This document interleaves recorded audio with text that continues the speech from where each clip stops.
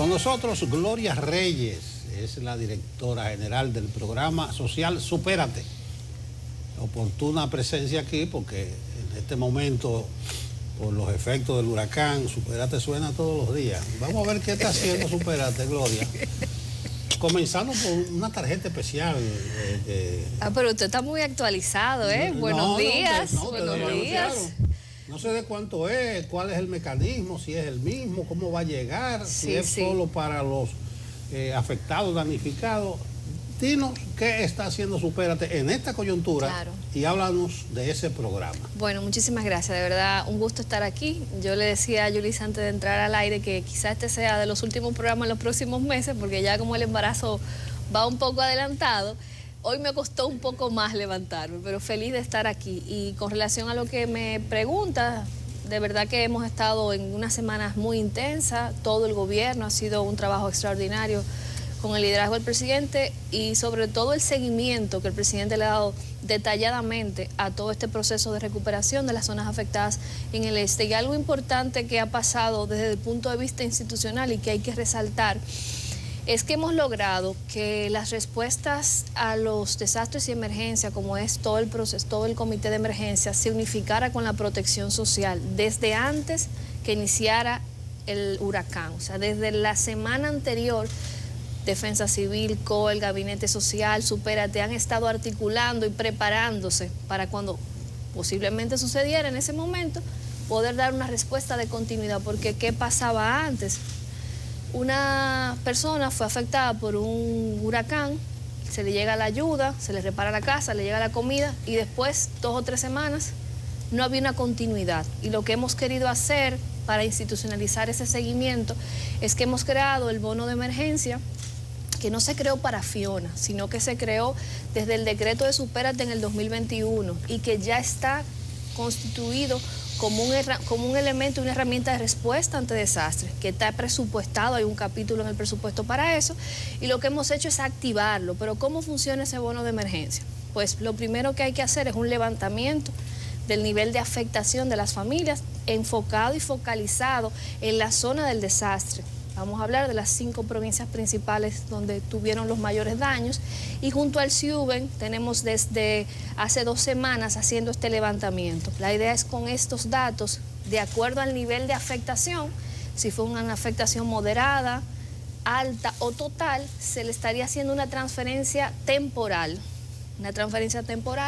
que puede durar en esta ocasión hasta 4 meses, que el monto el presidente lo estará anunciando en los próximos días, ya cuando oficialmente se anuncie el programa. Y la idea es que de esas familias que hemos identificado, esas familias puedan tener en esos meses de recuperación un apoyo económico de parte del Estado, que sea complementario a ya todas las ayudas que se han dado, pero mucha de esta gente ha perdido su empleo, ha perdido su fuente de ingreso, y la idea con esto es que no se queden en el aire cuando salga el organismo de socorro de respuesta. Entonces este mecanismo ya estará hábil para ser implementado la semana próxima. En la primera fase de los levantamientos lo que estamos haciendo es que, como CIUBEN va haciendo un corte de ese levantamiento, nos envía, vamos a ir generando, y en la medida que vayamos recibiendo la información para no agotar todo el ciclo para hacer la transferencia, vamos a ir iniciando con el primer grupo, que es muy probable que sean unas 3.000 familias, que son las que ya tenemos identificadas, que califican de los levantamientos que se ha hecho en estas 2 semanas. 3.000. Hasta ahora 3.000. Pudiéramos pensar que estaríamos hablando más de 10.000 familias que estarían recibiendo este subsidio aproximadamente. Eso es un poco... Ese es el levantamiento de las personas afectadas. Sí, hasta ahora hemos levantado cerca de 8.000 familias, de las cuales ya tenemos identificadas esas 3.000. La proyección es que vamos a censar 30.000 familias en esas zonas aproximadamente, y uno calcula que cerca de un 50% podrán calificar para este subsidio especial, que repito, es temporal y que será depositado en una transferencia de libre disposición, es decir, que la gente podrá utilizar el dinero en efectivo, porque queremos que sea una herramienta también para apoyar a la familia ante cualquier necesidad que surja en el hogar. Eso en el este, básicamente, que está haciendo. Sí, va a ser esencialmente en las provincias del este, incluyendo Samaná también, que hay una zona, pero focalizada en los municipios donde existió más daño. O sea, esto es una herramienta muy dirigida a las zonas de afectación. Por eso es tan importante este levantamiento que hacemos previamente. Primero, para determinar cuáles son los niveles de daño y segundo, de acuerdo al manual que tiene el bono de emergencia, quiénes califican y quiénes no califican para recibir este subsidio temporal. Sí, te preguntaba si solamente era en el este porque llamó un poco la atención el hecho de que se abarcara como tantas zonas en la declaratoria de emergencia. O sea, cuando se aprobó en el Congreso. Recordemos que cuando se aprobó el decreto del presidente, se hizo en los días que aún las lluvias estaban en proceso y muy probable que el Congreso haya utilizado el mismo decreto del presidente como referencia para hacer esa declaratoria de emergencia. No, pero fue el Ejecutivo que pidió 12 provincias. Dice la oposición política con mala fe que están las provincias de mayor cantidad de electores. La oposición tiene su rol, nosotros tenemos el nuestro y el nuestro es dar respuesta eficiente y a tiempo como se ha hecho ante las situaciones que se han dado y para las muestras están ahí, solo hay que salir al territorio. El país es testigo del gran esfuerzo que está haciendo el gobierno para de manera ágil, porque en estos momentos lo importante es la respuesta rápida, porque la gente está desesperada, mucha gente se quedó sin techo, imagínense la agonía, el sufrimiento de una familia con todos sus ajuares dañados, durmiendo donde un vecino y sin esperanza muchas veces, porque siempre está la incertidumbre. Entonces, evidentemente lo importante ha sido para el gobierno poder dar esta respuesta a tiempo, al tal nivel que, como ustedes saben, el presidente designó un funcionario por municipio de cada provincia responsable del seguimiento de los trabajos en toda la respuesta a recuperación. Gloria, nosotros estuvimos por la zona este del país. Nos tocó entrar en sectores que tenían parte adelante y parte atrás, como decían ellos. Delante habían menos casas que las que habían detrás. Sí. Y muchas de esas personas, en su mayoría, decían que todo se lo daban a la parte de adelante, que el gobierno no entraba en los callejones, que tanto las ayudas como las promesas solamente se quedaban en la parte de adelante de los callejones y de los sectores empobrecidos. ¿Tienen ustedes cuantificado en esa operación de una especie de censo para darle la ayuda a las personas damnificadas o afectadas por Fiona? ¿Cómo van a lograr que se llegue a esas zonas donde hay personas muy vulnerables? Siempre ese será el desafío principal, definitivamente, en estas situaciones, el lograr una efectiva focalización de las ayudas, es el reto que siempre se tiene a nivel logístico para entregas de apoyo, ayuda y sobre todo en emergencias. Y cuando hay multiplicidad de actores que son vinculantes en estos procesos, porque imagínense, está el Plan Social, está Comedores Económicos, está el Ministerio de Vivienda, está INES, pues hay una cantidad de instituciones que se articulan en las gobernaciones, el Comité de Emergencia de las Gobernaciones y con el apoyo de los funcionarios que están dando seguimiento. En el caso nuestro se está haciendo un levantamiento dentro de las comunidades, casa a casa. Lo que está haciendo Suben con el apoyo de Supérate y con apoyo de Defensa Civil, que también nos socorre y nos da soporte, porque es un trabajo tremendo. Estamos hablando de un personal que hay una parte que va de Santo Domingo y otra de la provincia, que de las 5 de la mañana hasta las 9, 10 de la noche está en campo y tiene varias semanas. O sea, es un trabajo de campo duro y fuerte. Y eso hay que reconocerlo, porque hay muchas personas que son los héroes anónimos de estos procesos, que se entregan de manera desinteresada y con muchas limitaciones a estos esfuerzos. Que había que hacer un reconocimiento. Hay que hacerlo definitivamente. Y yo te diría que en nuestro caso, como es una ficha que incluso la hemos trabajado con el apoyo del Programa Mundial de Alimentos en jornadas de cerca de 6 meses del Banco Mundial, es una ficha que nos va a dar información muy real de la situación de las familias para tomar decisiones. Y esto evidentemente se tiene que complementar con el cruce de información de las demás instituciones que estamos haciendo. Las instituciones que están entregando apoyos hacen un registro de estas ayudas. Entonces lo que pretende el gobierno es, con este levantamiento o censo, que es el que estamos haciendo nosotros, porque es un censo casa a casa en las zonas afectadas, cruzar esta información para lograr determinar con la mayor exactitud, porque siempre habrán brechas lastimosamente, pero con el menor rango de error, para lograr reducir los casos como tú estás señalando, que casi siempre son frecuentes escucharlo y que estamos trabajando, tener pendientes, señores, que apenas son 3 semanas o menos que ha pasado esta tragedia y evidentemente hay mucho todavía por hacer y la idea es que podamos en 2 o 3 semanas más hacer un informe ya mucho más amplio y expresar cuál ha sido el resultado de esta intervención. A ver, Gloria, ¿en qué consiste el acompañamiento? El viernes analizábamos aquí con el psiquiatra José Miguel Gómez, tiene su segmento fijo, que hay mucho de asistencialismo, de paternalismo, y que estas ayudas, estos regalos, hemos acostumbrado a la grande más saldado, está esperando que le den, hacen más mal que bien.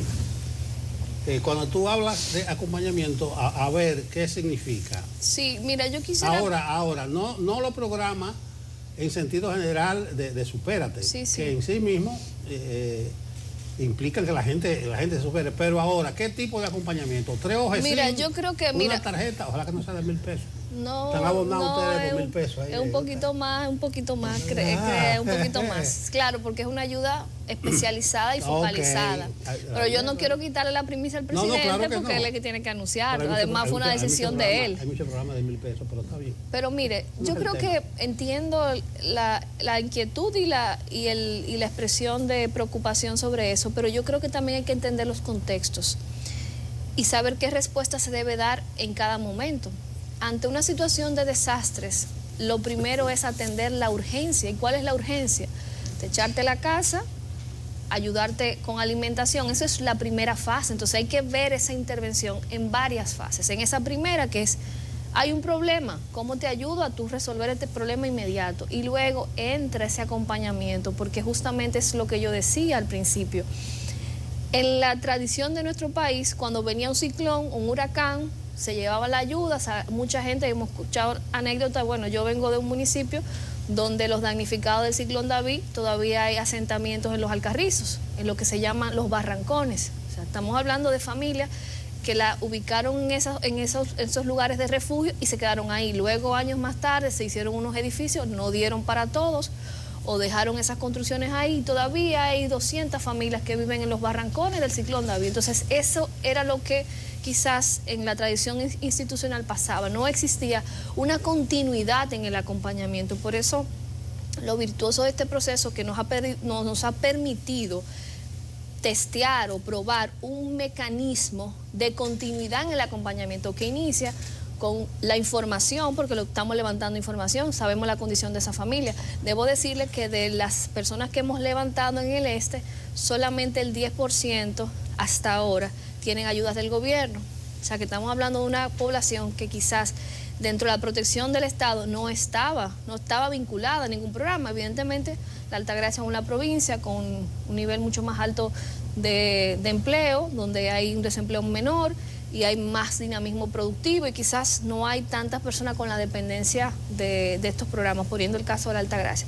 Pero sí, el rol y el desafío ahora es cómo hacemos para acompañar a esas familias, porque no solamente es el apoyo económico, hay un daño emocional, hay un choque emocional de esas personas que vivieron un desastre, esos niños, y justamente lo que nosotros hacemos es ver cómo podemos abarcar para que algunas de estas personas puedan continuar en este acompañamiento y otras puedan mantener o regresar al estilo de vida que tenían anteriormente.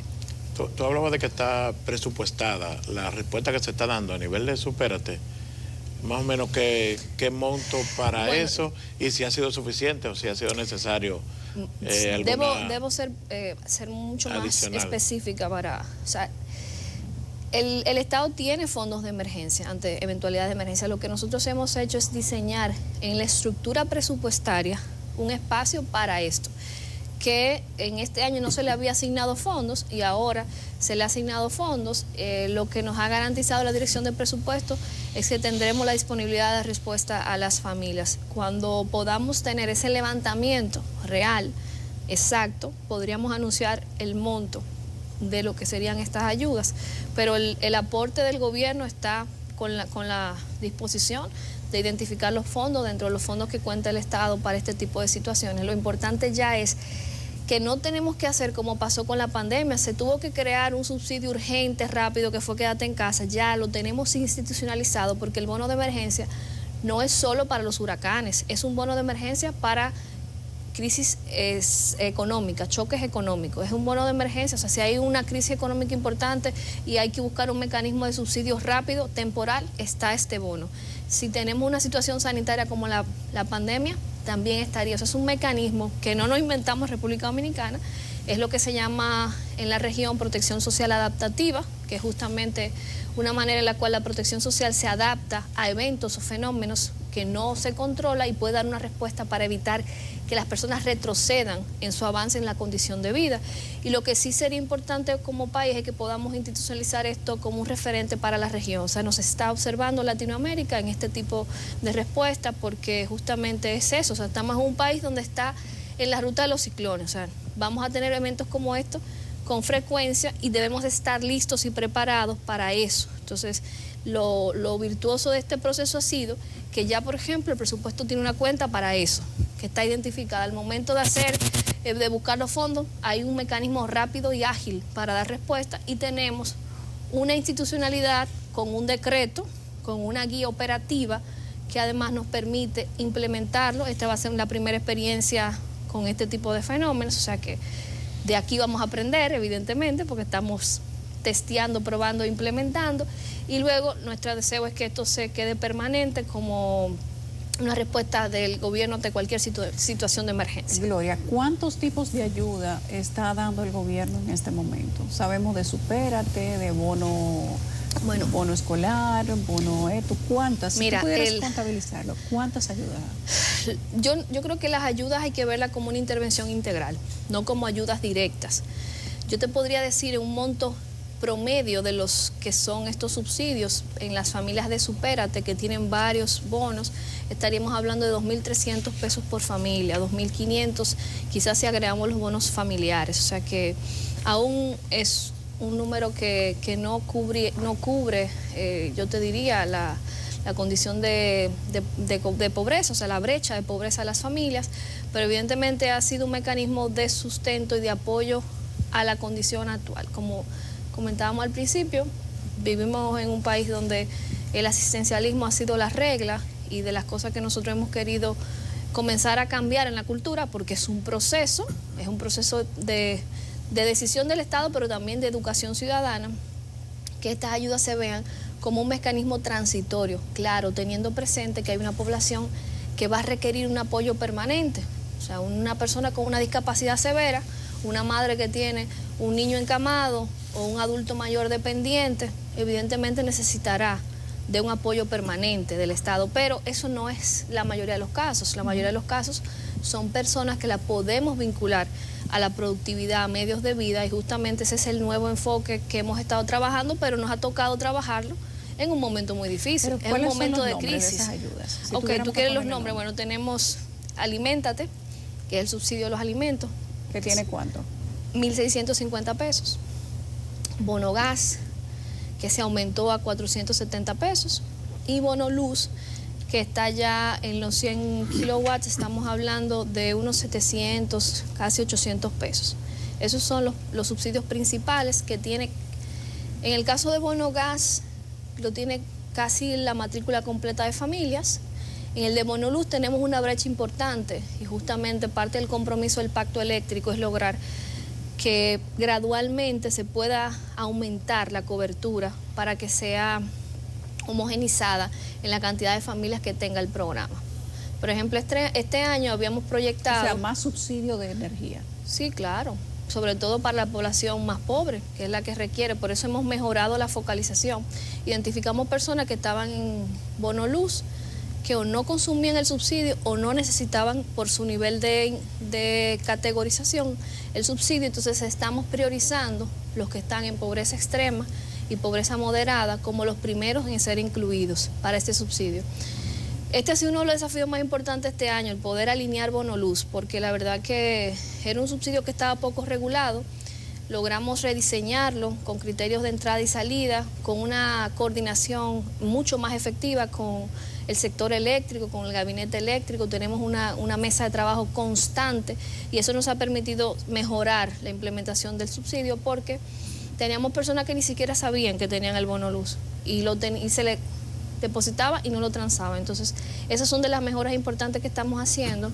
Y luego están los subsidios de educación que tú señalabas, que ahí sí tenemos una tarea importante para el año próximo, es ver cómo logramos que esos subsidios realmente cumplan su propósito de reducir la deserción escolar, que es el primero de ellos, y mejorar lo que tiene que ver con la calidad educativa, cómo se logra que esos jóvenes, esencialmente en la educación secundaria, que es donde tenemos mayor deserción, podamos lograr su permanencia. Una de las ideas que tenemos para el año próximo es ver cómo vinculamos estos subsidios a la reducción de los embarazos en adolescentes y las uniones tempranas, a propósito que muy recientemente, junto a UNICEF y a la Agencia de Cooperación Coreana, hemos firmado un convenio que procura un proyecto para impactar a 10.000 niñas y jóvenes en 10 provincias del país, 10 municipios del país, justamente para trabajar en educación y prevención de estos embarazos.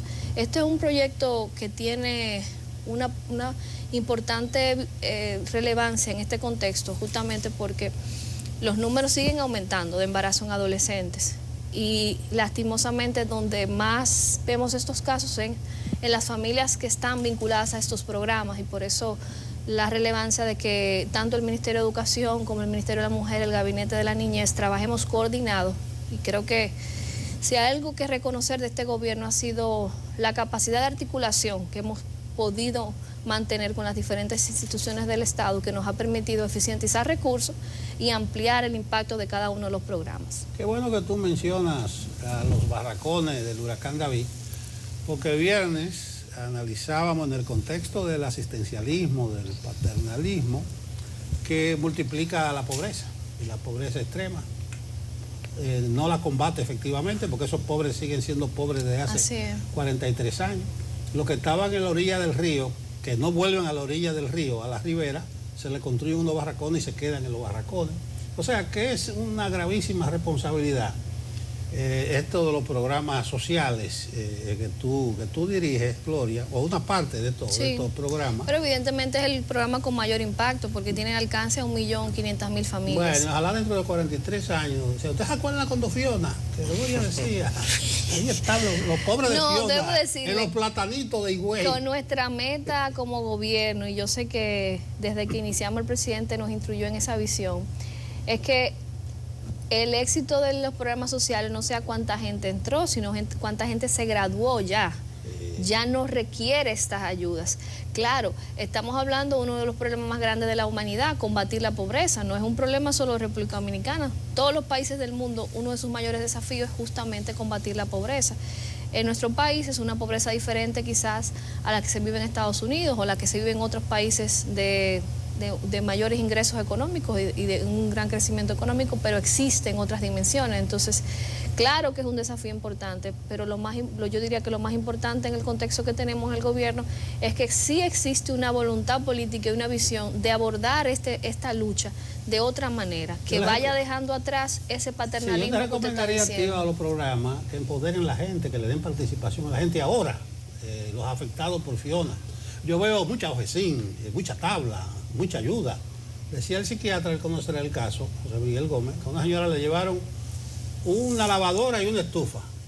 Y ella se quedó mirando porque la casa estaba destartalada, no había luz. ¿Qué hace con eso? No hace nada, pero estaban repartiendo y llevaban esas cosas.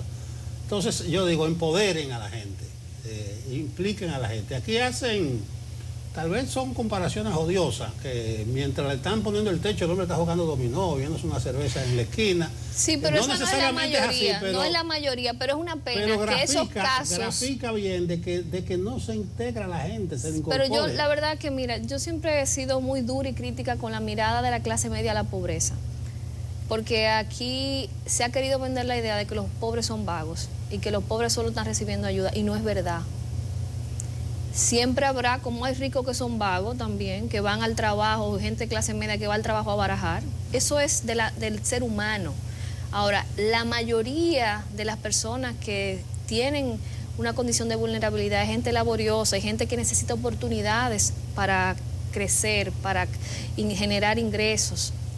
Y eso no es algo que yo me lo estoy inventando, o sea, algo que los estudios así lo demuestran. Claro que hay excepciones y claro que hay gente que se aprovecha, pero es muy penoso que se quiera crear una idea de que todas las personas que tienen dependencia de los programas sociales no están haciendo nada o están mirando para arriba, porque no es así. Sí, pero aquí la política es clientelar, hay mucho clientelismo político. Yo lo sé, pero yo lo estoy desde el punto, pero yo quiero hacer este análisis. Pesos no se vive tampoco. No, pero claro que no se vive, no, claro que no. Lo que te quiero decir, lo que quiero decir sí, es... no, pero es pobreza extrema. A veces para un pobre 2.600 representa un ingreso, claro. Lo que quiero decir es, y aquí aprovecho este espacio, porque mucha gente a veces es ligera en estos argumentos, y no es verdad que la mayoría de personas que reciben estas ayudas están esperando esta ayuda mirando para arriba en su casa. No es verdad. O están bebiendo romo.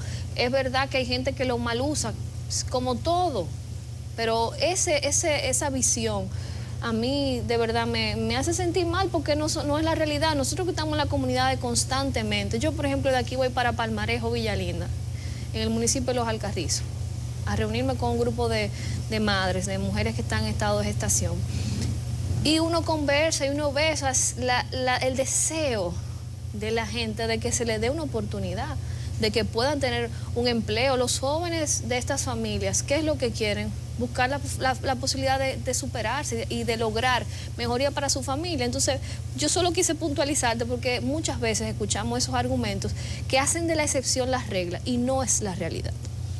¿Por qué hace tanto énfasis doña Margarita Cedeño en que este programa se ha dañado? Bueno, yo diría que en esta gestión hay que entender el contexto de la doctora. Está en campaña electoral, evidentemente, y como ha dicho nuestro presidente Paliza el día de ayer, nosotros como partido, bueno, yo hoy vine con mi chaqueta del PRM, porque ayer teníamos reunión de la dirección ejecutiva. Nosotros como partido queremos ser muy respetuosos del proceso que lleva esa organización y darle espacio, y sobre todo a la militancia PRMista, decirle que nosotros no tenemos que vincularnos a ese proceso. Entonces es entendible que en el caso de ella, que su principal aporte desde el Estado ha sido este programa, que esté muy enfocada en utilizarlo para su campaña electoral, así como lo utilizó siendo la directora, porque en cada uno de los folletos, actividades, instituciones, eventos estaba su cara. Entonces, evidentemente ya es parte de su práctica. Sí, dos cosas, Gloria, que estamos terminando. A propósito de mal uso, aquel caso está en la justicia, se quedó así, y el del senador Mira, el caso que usted señala del lamentablemente el evento de marzo, pues sigue en la justicia, hay más de 20 personas detenidas, hay más de 70. Nosotros salimos de el seguimiento de ese proceso porque le toca ya al Ministerio Público. Del PRM y con relación a ese tema, ya yo lo he aclarado en varias ocasiones, pero aprovecho aquí porque sé que hay una audiencia importante. Nosotros lastimosamente tenemos una data que está desde 2018 sin actualizar del SIUBE. Así como pasaba con Quédate en Casa, que muchas personas le hacían el depósito de Quédate en Casa sin necesitarlo, o de para ti, nos pasa con este programa. Lo que hemos estado es buscando que, a pesar de la filtración mínima que tiene la data de SIUBE, es diseñar mecanismos que nos permitan validar la condición in situ de la persona. Lastimosamente estas situaciones se dan. Yo lamento mucho que el esposo del senador, que lo que debió hacer es lo que hicieron otros de los ciudadanos de Castañuela, que no retiraron el cheque porque no lo necesitaban, pero yo lamento mucho porque esto no fue que se lo llevaron a su casa, ella lo retiró en un estadio, en un lugar público, porque todas estas ayudas se hacen abiertas a la gente. Ella fue y lo buscó, es de 1.500 pesos, ella fue y lo buscó. Nosotros estamos haciendo esto con la Junta de Vecinos, con las comunidades, en un lugar abierto, esto no es oculto. ¿Por qué se sabe esto? Porque ella fue a buscarlo. Por eso, entonces, la transparencia de los programas justamente permiten la auditoría social, y yo de verdad agradezco mucho que se haga eso, porque cada vez que se nos llama a la atención por cualquier suceso como esto, nosotros mejoramos en nuestra gestión. Yo en mi caso, yo tengo dos instituciones que son mis patas de trabajo. ADES, que es la que paga los subsidios y maneja las relaciones con los comercios y los bancos, y el SIUBE, que es que hace el levantamiento y me dicen quién califica o no califica. Entonces yo tengo que guiarme por lo que me envía SIUBE. Si estas bases de datos, como todas las bases de datos de todo mecanismo de manejo de información, tiene sus brechas, si tiene su nivel de filtración, yo trato de poner los controles, pero hay cosas que lastimosamente no dependerán de mí. Hay gente que dice, bueno, que se está politizando, ¿por qué le puso el senador? pero los PRMistas son pobres también y son ciudadanos. Si ella fue censada, categorizada ICB3 y está ahí, eso es un error del sistema. Ahora bien, bueno, no debió dejarse censar como pobre tampoco. No, porque porque ¿qué es lo que pasa? No, el CIUBEN no solo censa pobres. El CIUBEN es un censo como el que se hace el Censo Nacional. Es un mapa de información. Se censa personas para ayuda también. No, pero es una base de datos de 6 millones, por ejemplo. Hay 6 millones de familias en CIUBEN, de las cuales solo 1.500.000 tienen ayuda. Entonces, a veces la gente cree que CIUBEN solo tiene datos de gente pobre. Tiene datos de población que la categoriza por niveles de pobreza. En el caso de la señora, es una ICB3. Está clasificada y censada en 2017, o sea, ella califica para la ayuda, de acuerdo a lo que dice el sistema, lamentablemente. Por lo menos en ese... Quizá en ese momento, quizá en ese momento, su condición, pero pasaron 5 o 6 años y su condición cambió. No, y lo siguió recibiendo. 18 ya necesitaba ayuda. No, pero estamos hablando entonces que la esposa del senador tenía 5 o 6 años recibiendo la ayuda. No, porque acuérdense que este subsidio es un subsidio que solo va dirigido a personas que no tienen la ayuda. O sea, el bono de apoyo familiar fue una especie de bono de emergencia por la inflación de un pago único de 1.500 pesos, que ahí calificaba personas que quizás pudiera ser no categorizada como pobre extremo, pero sí, por ejemplo, con ingresos menores de 20.000 pesos. O sea, todo el que yo podía identificar en cruce de datos, por eso muchos comerciantes de los pueblos a veces no me salen en el sistema, en el cruce. ¿Por qué? Porque no cotizan en TCS. Y yo no tengo quizás un mecanismo de validación los ingresos porque no accedo a las cuentas bancarias y no sé que esa persona es un comerciante, pero sí puedo con la TCS filtrar que estas personas no tengan ingresos por encima de 20.000 pesos. Bueno, gracias, Gloria. Tú dijiste al principio que va a reducir el ritmo de actividad en los próximos meses. Sí, ya lo Ustedes saben que Gloria hoy llegó acompañada. Un acompañamiento entre sí. Aquí está. Incluso le preguntó al principio, ¿dónde estoy? ¿Dónde estoy? Estaba... ¿Él o ella? Él se llama Eduardo Enrique. Aquí primera vez que lo digo, lo puse aquí ya como una primicia, que no lo había dicho públicamente. Así es, está muy contento y de verdad siempre agradecido. Eso. Pero hay que felicitarte porque ayer te juramentaron la dirección política. Así es. Hay mucha Gloria que están fuera, que deben acceder.